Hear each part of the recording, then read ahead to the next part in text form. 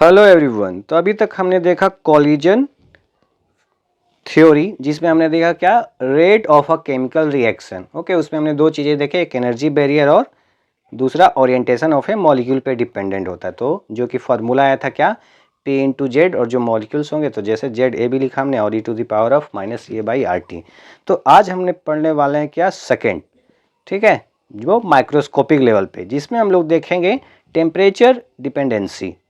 ठीक है, इसमें हम लोग देखेंगे रेट कांस्टेंट के बारे में, ना कि रेट ऑफ द रिएक्शन के बारे में। ओके, जो कि के है। तो हम पढ़ने वाले हैं temperature dependence of the rate of a reaction. Okay, जिसको हम लोग दूसरे टर्म्स में बोलते हैं क्या, आर्हेनियस इक्वेशन, क्योंकि इसकी क्वांटिटेटिव या फिर बोलो स्टडी जो किया था आर्हेनियस ने किया था, तो उसी के नाम पे हम लोग क्या पढ़ते हैं, आर्हेनियस इक्वेशन। ओके, तो अगर जो हम लोग देखें most of the chemical reaction जो होते हैं उनका रेट टेम्परेचर बढ़ाने से बढ़ जाता है। ओके, तो most of the chemical reaction rate increases on increasing temperature. Clear है, टेम्परेचर बढ़ाएंगे तो उनका रेट क्या हो जाता है, बढ़ जाता है। मोस्ट ऑफ द, सभी का नहीं, ध्यान रखना, मोस्ट ऑफ द, मैक्सिमम जिसको हम लोग बोलते हैं। ओके, तो अगर जो हम लोग देखें यहाँ पे एग्जांपल के लिए लेते हैं, जो कि एनसीईआरटी में भी दिया हुआ है, उसी को मैं ले रहा हूँ। ठीक है, तो एग्जांपल ले रहे हैं हम लोग N2O5 का डिकम्पोजिशन। तो अगर जो हम लोग देखें टेम्परेचर डिपेंडेंसी, तो अलग अलग टेम्परेचर पे देखेंगे हम लोग ये कितना डिक्रीज होता है। ठीक है, तो 50 डिग्री सेल्सियस पे जो T½ की वैल्यू आती है इसके लिए, वो अप्रोक्सीमेटली 12 मिनट आती है। वहीं अगर जो टेम्परेचर 25 डिग्री सेल्सियस हो तो इसके लिए T½ की वैल्यू क्या आती है, 5 आवर। ठीक है, तो देखो जैसे जैसे टेम्परेचर कम कर रहे हैं वैसे वैसे क्या हो रहा है, T½ बढ़ रहा है, घट रहा है। वैसे 0 डिग्री सेल्सियस कर दिया, ठीक है, तो T½ की वैल्यू क्या हो जाती है, 10 डे हो जाती है। तो देख लो टेम्परेचर डिपेंडेंसी, जितना ज़्यादा टेम्परेचर है उतना ही जल्दी क्या हो रहा है, रिएक्शन रेट बढ़ रहा है। बढ़ रहा है मतलब रिएक्शन उतना ही क्या होगा, फास्ट कंप्लीट होगा। इसलिए T½ क्या होता जा रहा है, टेम्परेचर कम करने से घटता जा रहा है। क्लियर है, तो हम लोग लिख सकते हैं क्या, फॉर अ केमिकल रिएक्शन जो होता है कि अगर जो टेम्परेचर बढ़ाओगे तो केमिकल रेट जो होता है वो अप्रोक्सीमेटली डबल हो जाता है, सिर्फ और सिर्फ 10 डिग्री बढ़ाने से। ठीक है, तो for a chemical reaction with rise in temperature by 10 degree the rate constant is nearly double. Rate constant क्या हो जाता है, जस्ट डबल हो जाता है। ओके, ध्यान रखना, इसको याद रखना कि ये क्वेश्चन भी पूछा जा चुका है आपसे, रेट कांस्टेंट का रेशियो पूछ सकता है ना अलग अलग टेम्परेचर पे। तो ये जो 10 डिग्री राइज करने से रिएक्शन रेट डबल होता है, रेट ना, ठीक है, वो दिया था आर्हेनियस ने। आर्हेनियस ने एक्चुअली क्या इसको एक्सप्लेन किया था, तो लिख लो इसको, the temperature dependency actually explained bye किसका, आर्हेनियस। इसीलिए हम लोग को आर्हेनियस इक्वेशन बोलते हैं। Okay, the temperature dependency of rate of chemical reaction explained by Arrhenius। ठीक है, पर इसको सबसे पहले प्रपोज किया था किसने, मतलब बतलाया था, है ना, लोगों को, J.H. वेंटॉफ। हाँ, जो वेंटॉफ फैक्टर पढ़े हो आप, तो उसका नाम भी मिस नहीं होना चाहिए, ये भी लिख लो, ब्रैकेट में करके लिख लो इस साइड में कहीं पे, कि इसको सबसे पहले एक्सप्लेन किया था J.H. Van't half. ओके, ये पूरा लिख लो, J.H. Van't Hoff proposed it first but justification given by, but proposed, लिख लो जल्दी से, it first but justification given by Arrhenius. ठीक है, आर्हेनियस लिख लेना, इक्वेशन नहीं, आर्हेनियस। ओके, तो रेट कांस्टेंट की जो वैल्यू आती है अब हम उसको देखने वाले हैं, जिसको आर्हेनियस ने दिया है ना कैलकुलेट करके, या जिसको जस्टिफाई किया इसको। तो rate constant K equals to, यहाँ पे क्या बनता है, A into e⁻⁻ EA by RT। Okay, इसको याद रखना ये फॉर्मूला, और यहाँ पे जो भी चीज़ें हैं उसके नेम वगैरह भी मैं उसको एक्सप्लेन करूँगा। तो ए को क्या बोलते हैं हम लोग, आर्हेनियस फैक्टर बोलते हैं, और इसको हम लोग बोलते हैं द फ्रीक्वेंसी फैक्टर भी बोलते हैं इसको। आर्हेनियस फैक्टर, फ्रीक्वेंसी फैक्टर, याद होगा अगर जो वहाँ पे जेड क्या होता था, फ्रीक्वेंसी फैक्टर, और प्री एक्सपोनेंशियल फैक्टर यानी एक्सपोनेंट के आने से पहले वाली चीज़ें, उसको क्या बोलते हैं, प्री एक्सपोनेंशियल फैक्टर, ठीक है। और ये जो ए है वो किसी पर्टिकुलर रिएक्शन के लिए क्या होगा, कांस्टेंट, क्या होगा, कांस्टेंट, यानी अलग अलग रिएक्शन के लिए ए की वैल्यू अलग अलग होगी, यानी कि H2 प्लस Cl2 है तो उसके लिए ए अलग होगा, और अगर जो H2 प्लस Cl2 रिएक्ट कर रहा है तो उसके लिए ए की वैल्यू अलग होगी, ठीक है। बस इसको मैं लिख दिया हूँ, डिफरेंट रिएक्शन के लिए क्या होगा, ये डिफरेंट। आई थिंक ये क्लियर होगा, ठीक है। तो मूव करते हैं हम लोग, आगे बढ़ते हैं। तो ये क्या होगा, है ना, नेक्स्ट जो हमारा टर्म है यहाँ पे ऑलरेडी पढ़ चुके हो, ये क्या होता है बताओ, हाँ याद है, अच्छी बात है, एक्टिवेशन एनर्जी होता है ना। और एक्टिवेशन एनर्जी है तो जनरली हम लोग किस में लिखेंगे, जूल्स पर मोल में लिखेंगे, ओके। और आर तो सबको पता ही है क्या होता है, गैस कांस्टेंट, ओके। तो आखिरी क्या बच गया, टी, टी तो सबको पता है टेम्परेचर, और टेम्परेचर को हम लोग किस में लिखते हैं, केल्विन में, है ना। तो अब देखो रेट कांस्टेंट ये के है, और इक्वल टू क्या है, e⁻⁻⁴ तो हमने जो अभी पढ़ा कि टेम्परेचर बढ़ाने से क्या बढ़ता है, रेट कांस्टेंट, तो उसको जस्टिफाई करते हैं यहाँ पे, टेम्परेचर बढ़ाने से क्या होता है।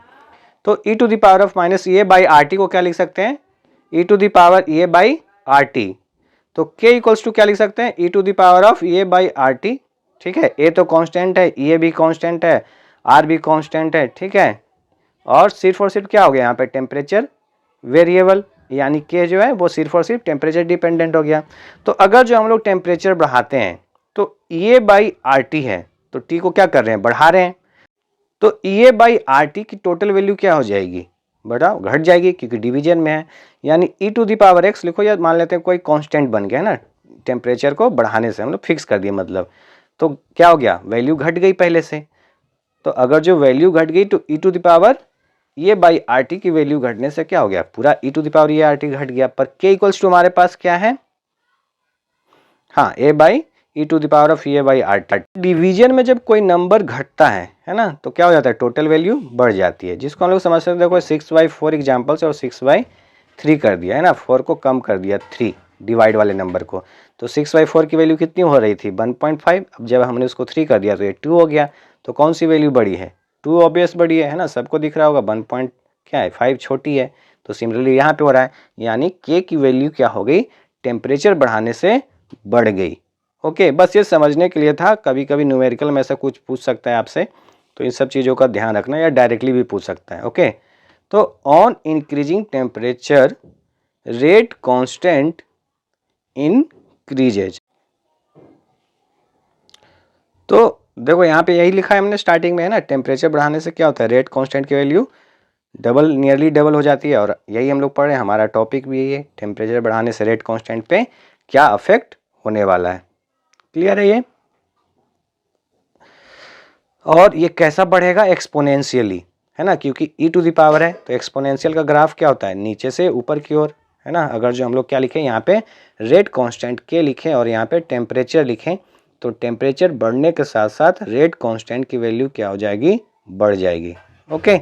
और टेम्परेचर जनरली केल्विन में लिखते हैं, आप डिग्री सेल्सियस फ़ारेनहाइट कुछ में भी लिख सकते हो, बस वो माइनर सा डिफरेंस आएगा ग्राफ में, क्लियर है ये, ठीक है। तो अब देखना एक केस लिख रहे हैं हम लोग, द ओनली केस जब क्या होता है, हमारा रेट कांस्टेंट की वैल्यू क्या होती है, घटती है, कब, जब ये निगेटिव होगा, ठीक है, क्योंकि निगेटिव होने से वापस क्या हो जाएगा, वो जो ये वाई टर्म था बाकी सारा वो पॉजिटिव हो जाएगा, है ना। Then only on increasing temperature क्या हो जाएगा, टेम्परेचर बढ़ाने से घट जाएगा, है ना। आई थिंक क्लियर होगा ये सभी को, ध्यान रखना इन सब चीज़ों का, ओके। आई थिंक अच्छे से याद रहेगा आपको, क्योंकि a इंटू e⁻⁻⁴ था, तो माइनस माइनस क्या हो जाएगा, वैल्यू, y वैल्यू प्लस हो जाएगा, ओके। तो सिर्फ और सिर्फ ये की वैल्यू क्या होगी, निगेटिव, तभी ये कम होगा, जैसा कि ये पॉसिबल क्या है, केस बहुत ही रेयर है, वो आपको थियोरेटिकली ऐसा कुछ दे के पूछ सकता है आपसे क्वेश्चन में, ओके, तो हम यहाँ पे एक और एग्जाम्पल से समझते हैं। सपोज H2 प्लस I2 क्या बना रहा है, 2HI बना रहा है ना। तो क्या होगा, ये पहले ही पढ़े थे पिछले क्लास में, H और H के बीच बॉन्ड होगा और I के बीच क्या होगा, बॉन्ड। ठीक है, तो अब ये दोनों को अगर जो हम लोग आपस में रिएक्ट करवा रहे हैं तो दोनों आपस से टकराएंगे और फिर क्या होगा, कौन सा कॉम्प्लेक्स जनरेट होता है, इंटरमीडिएट या फिर एक्टिवेटेड कॉम्प्लेक्स जिसको बोलते हैं हम लोग, है ना। तो यहाँ पे 2HI मॉलिक्यूल फॉर्म होगा। ओके, तो इसी क्या बोलते हैं, ये जो डॉट डॉट वाला स्ट्रक्चर है, यानी जहाँ पे बॉन्ड ब्रेक हो रहे हैं और नए बॉन्ड फॉर्म हो रहे हैं, यानी H और H का बॉन्ड ब्रेक हो रहा है और I का बॉन्ड ब्रेक हो रहा है और HI के बीच बॉन्ड फॉर्म हो रहा है। ठीक है, तो इसी को इंटरमीडिएट या एक्टिवेटेड कॉम्प्लेक्स बोलते हैं। आई थिंक क्लियर होगा ये सभी को, है ना, हमने ऑलरेडी पढ़ा था। तो अब अगर जो फिर से वही उसका एनर्जी प्रोफाइल यहाँ पे देख लेते हैं दोबारा से, अगर जो आपके दिमाग से निकल गया हो इसको अच्छे से याद रखना। ठीक है, तो वही सेम करते हैं हम लोग, है ना, वाई एक्सिस और एक्स एक्सिस बनाते हैं और यहाँ पे एनर्जी प्रोफाइल वाला ग्राफ बनाते हैं। थोड़ा अच्छा बनाते हैं, थोड़ा सा कर्व टाइप से। ओहो, ये हो नहीं रहा है ऑटोमेटिक। ठीक है, ऐसा ही रहने देते हैं। तो यहाँ पे हम लोग पॉइंट्स दे रहे हैं अलग अलग। ये टॉप वाला पॉइंट है, ठीक है, और ये बॉटम वाला ए, और ये सबसे लास्ट वाला बी, और टॉप वाला पॉइंट सी, जिसको हम लोग कहाँ बोलते हैं, एक्टिवेटेड कॉम्प्लेक्स वाला पॉइंट, है ना। ध्यान रखना थोड़ा, कॉम्प्लेक्स मतलब वो पॉइंट सी और कॉम्प्लेक्स दोनों अलग अलग है। ठीक है, और ये क्या है, यहाँ से ए से टॉप पॉइंट सी वाला एक्टिवेशन एनर्जी होता है ना, ई ए जिसको बोलते हैं हम लोग। क्लियर है, तो नेक्स्ट देखो, अगर जो हम लोग इस साइड, अच्छा पहले इसको लिख देते हैं, पोटेंशियल एनर्जी, और यहाँ पे रिएक्शन प्रोग्रेस लिख लो या रिएक्शन कोऑर्डिनेट लिख लो, है ना, रिएक्शन किस तरीके से आगे बढ़ रहा है उसी को दिखाते हैं हम लोग एक्स एक्सिस पे। ठीक है, तो देखो यहाँ पे सपोज एक ये जो पोजीशन है वहाँ पे क्या होगा, रिएक्टेंट H2 प्लस I2 और B की जगह क्या होगा, प्रोडक्ट HI। तो ये दोनों की एनर्जी है ना। अगर जो देखोगे एनर्जी गैप के अनुसार तो ये क्या होगा, delta H। Product minus reactant क्या होता है, चेंज इन एंथैल्पी। हमने लास्ट क्लास पढ़ा था कोलिजन थ्योरी में, आप उसको देखना एक बार दोबारा। तो अब देखो यहाँ पे ध्यान से, कॉम्प्लेक्स जो लिखा है यहाँ पे थोड़ा इसको ऊपर कर दें तो ज़्यादा बेटर होगा। नहीं, यहाँ पे CC एक साथ आ जा रहा है। तो जब एक्टिवेटेड कॉम्प्लेक्स से प्रोडक्ट का फॉर्मेशन होता है तो हमेशा एनर्जी का क्या होता है, लॉस। एक्टिवेटेड कॉम्प्लेक्स वैसा होगा जिसकी सबसे हाईएस्ट एनर्जी होगी रिएक्शन के दौरान। ठीक है, और उससे क्या होगा, एनर्जी हमेशा लॉस होगा, भले ही प्रोडक्ट से कम हो, सॉरी रिएक्टेंट से कम हो या ज़्यादा हो, लेकिन हमेशा एक्टिवेटेड कॉम्प्लेक्स से कम होगा प्रोडक्ट की एनर्जी। क्लियर है, तो लिख लो इसको, some energy is release when the complex क्या होगा, डिकम्पोज टू प्रोडक्ट, या लिख सकते हो complex break down to product. ठीक है, तो डेल्टा H इसी पे डिपेंड करता है ना, कितना एनर्जी लॉस कर रहा है या रिएक्टेंट और जो प्रोडक्ट बना उसका कितना एनर्जी है। तो इसको भी लिख लो, delta H depends upon nature of क्या, रिएक्टेंट्स, है ना, एंड प्रोडक्ट। ओके, ध्यान रखना इस बात का। ओके, तो अब हम लोग देखते हैं जो अर्हेनियस इक्वेशन पढ़ा उसको थोड़ा सा एनालाइज करते हैं। ओके, तो लिख लो इसको, एनालिसिस ऑफ अर्हेनियस इक्वेशन हमारा नेक्स्ट टॉपिक है, analysis of Arrhenius equation. Okay, तो क्या आया, अर्हेनियस इक्वेशन बताओ, रेट कांस्टेंट की वैल्यू आई थी, ठीक है, रेट ऑफ रिएक्शन नहीं, K equals to A into e to the power of minus A by R T. Okay, तो देखो अब दोनों साइड अगर हम लोग क्या करें, लॉग ले लें, क्योंकि ई है या एल एन बोल रहे हैं ना, एल एन के बन जाएगा, L N K equals to L N A, और प्रॉपर्टी यूज करेंगे तो L N e to the power of minus A by R T हो जाएगा। तो देखो L N K equals to हम लोग क्या लिख सकते हैं, L N A plus L N e, यहाँ पे बेस भी ई है तो क्या हो जाएगा, E to the power minus A by R T, यहाँ पे बाहर आ जाएगा, और एल एन ई की वैल्यू क्या हो जाएगी 1, क्योंकि बेस सेम होने पे वैल्यू क्या हो जाती है, लॉग की 1 हो जाती है। ठीक है, तो ये देखो हम लोग लिख सकते हैं log k equals to log a minus of A by R T, और 2.303 क्या आएगा डिवाइड, क्योंकि हम लोग उसको मल्टीप्लाई में करते हैं तो यहाँ हमने डिवाइड कर दिया, तो log a वाला कैंसिल हो जाएगा और यहाँ पे 2.3 आ जाएगा। यानी ये क्या आ गया देखो 1/t पे डिपेंडेंस आ गया। हम लोग इस तरीके से लिखते हैं तो ज़्यादा क्लियर होगा समझने में। तो हम इसका अब क्या करें, ग्राफ बनाते हैं, है ना। तो ग्राफ बनाएंगे किसका, log k, है ना, जैसा पीछे बताया था k वर्सेस बाई t का। तो देखो ग्राफ क्या आएगा, y equal to M X plus C वाला, माइनस है तो क्या होगा स्लोप निगेटिव है, यानी यहाँ पे तो निगेटिव है, यहाँ एक्सटेंड कर लो, है ना, यहाँ पे थीटा बनेगा, है ना। थीटा इसलिए क्योंकि टेन थीटा कभी कभी वैल्यू दे देगा और आपसे पूछ सकता है कुछ भी। तो slope equals to tan theta या minus of A by R T, क्योंकि स्लोप निगेटिव है तो यहाँ पे क्या आएगा, हाँ डाउन द ग्राफ जाएगा ना, अप स्ट्रेट ऊपर नहीं जाएगा। ओके, तो यही हमारा क्या है स्लोप। और अगर जो एल एन के में लिखोगे तो स्लोप की वैल्यू क्या हो जाएगी बताओ, हाँ ऑब्वियस है 2.303 जो डिवाइड है वो हट जाएगा, तो minus of A by R बचेगा सिर्फ, है ना। तो अब उसका ग्राफ सेम ही होगा, बस स्लोप की वैल्यू चेंज होगी। तो देखो अगला टॉपिक 4 हम लोग देखने वाले हैं, दो अलग अलग टेम्परेचर पे रेट कांस्टेंट की value for two different temperature. ठीक है, रेट कांस्टेंट की वैल्यू क्या होगी, क्योंकि पूरा जो हम लोग पढ़ने वाले टेम्परेचर डिपेंडेंसी किसका पढ़ने वाले, सिर्फ और सिर्फ रेट कांस्टेंट के बारे में। ओके, तो मान लेते हैं कि एट टेम्परेचर T1, है ना, कोई टेम्परेचर मानना पड़ेगा, टू डिफरेंट बोल रहे हैं तो at temperature T1 K equals to क्या है K1, रिलेट कर लो यहाँ पे ज़्यादा अच्छा रहेगा देखने में बोर्ड्स वालों को। K इक्वल्स टू K1, तो ln K1 इक्वल्स टू क्या हो जाएगा, ln A minus of A by R T1 हो जाएगा, है ना। जहाँ पे K था उसको K1 कर दिया और जहाँ पे T था उसको T1 कर दिया। सिमिलरली अगर जो हम लोग लिखे ln नहीं, पहले लिख लेते हैं at temperature T2, second temperature मान रहे हैं, कोई सा भी मान सकते हो आप, ठीक है, आपकी मर्जी है। T2, ठीक है, K इक्वल्स टू क्या K2, इसको फर्स्ट मान लो और K इक्वल्स टू K2 वाले को क्या मान लो सेकेंड, ठीक है। तो K2 इक्वल्स टू क्या आ जाएगा ln A minus A by R T2। तो अब ये दो इक्वेशन बन गए हैं ना K1 और K2 वाले, तो ऑब्वियस है हम लोग क्या करेंगे सेकेंड माइनस फर्स्ट, अब ऐसा करते हैं इस टाइप में।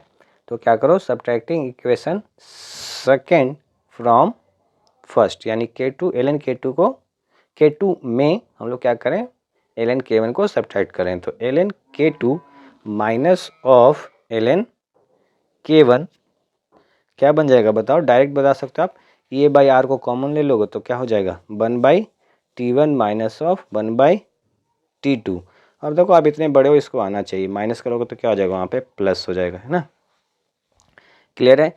और लॉग का वैल्यू है तो क्या बन जाएगा, हाँ ln K2/K1। तो ये फॉर्मूला आपके सामने लिखा हुआ है, आप इसको अपनी नोटबुक में सॉल्व कर लेना पहले, उसके बाद लिखना। तो ln K2/K1 इक्वल्स टू हम लोग और क्या लिख सकते हैं, लॉग में 2.303 कर देंगे, है ना, लॉग लिखेंगे तो, और ये 1/r और 1/T1 माइनस ऑफ 1/ क्या बन गया T2। क्लियर होगा आई थिंक। तो इस पे चलो अब हम लोग एक क्वेश्चन कर लेते हैं, ठीक है, या पहले इसको देख लो थोड़ा सा। अगर जो हम लोग बोले K2 और K1 को कंपेयर करें, है ना, कौन बड़ा और कौन छोटा है, तो कैसे कंपेयर करेंगे टेम्परेचर से। अगर जो T2 ग्रेटर देन T1 हुआ तो ऑब्वियस है क्या हो जाएगा K2 ग्रेटर देन K1, ये तो हमने पहले ही पढ़ा है, पूरा यही प्रूव करते आ चुके हैं स्टार्टिंग से हम लोग, है ना, जब से आर्हेनियस इक्वेशन देखा है। क्लियर है, टेम्परेचर बढ़ाने से क्या हो रहा है रेट कांस्टेंट की वैल्यू बढ़ रही है। ओके, तो चलो एक क्वेश्चन लिख रहा हूं मैं यहाँ पे, इसका आंसर आप लोग बताओगे, मैं नेक्स्ट क्लास में पूछूंगा। ओके, कमेंट सेक्शन में बता के रखना। तो देखो the rate constant of a reaction at 337 degree Celsius, 337 को हटाओ, इसको करते हैं 237 भी नहीं करते हैं, इसको 227 करते हैं। ओके, आसान कर रहा हूँ आपके लिए। 227 डिग्री सेल्सियस इज 0.02 पर सेकेंड, है ना, रेट कांस्टेंट, यानी इससे क्या बता सकते हो बताओ, फर्स्ट ऑर्डर रिएक्शन है। ओके, एंड बताओ नेक्स्ट है एंडिंग इफ द टेम्परेचर है ना, if the temperature is increased to, कितना कर दें इसको, 427 डिग्री सेल्सियस। ओके, तो रेट कांस्टेंट की वैल्यू ऑब्वियस से बढ़ जाएगी। The value of rate constant increased to 0.5 per second. Okay, देखो बढ़ गया टेम्परेचर बढ़ाने से। तो अब इसको ध्यान में रखना तुम लोग, पहले लिख देता हूँ इसको, ठीक है। Calculate the activation energy of reaction, मतलब जो पढ़ लियो वो खास करके, कि क्वेश्चन पढ़ते के साथ आपके दिमाग में आना चाहिए कि ये पूछ रहा है। तो क्या लिखेंगे, log K2/K1 equals to e to the e A by 2.303 और 1/T1 माइनस T2 वाला फॉर्मूला लगाएंगे, है ना, और इससे सोल्व हो जाएगा। कैलकुलेशन वाला पार्ट जितना ज़्यादा करोगे उतनी अच्छे से आएगा, ठीक है। ऐसे फॉर्मूले आपने इक्विलिब्रियम कांस्टेंट के लिए भी पढ़ा है, ठीक है। तो ये याद रखना बहुत डिफिकल्ट टास्क नहीं है, बस वहाँ पे डेल्टा एच होता है, ठीक है। तो फिर मिलते हैं हम लोग नेक्स्ट क्लास में इसके सॉल्यूशन के साथ और इसके आगे पढ़ेंगे। ओके, तो थैंक यू।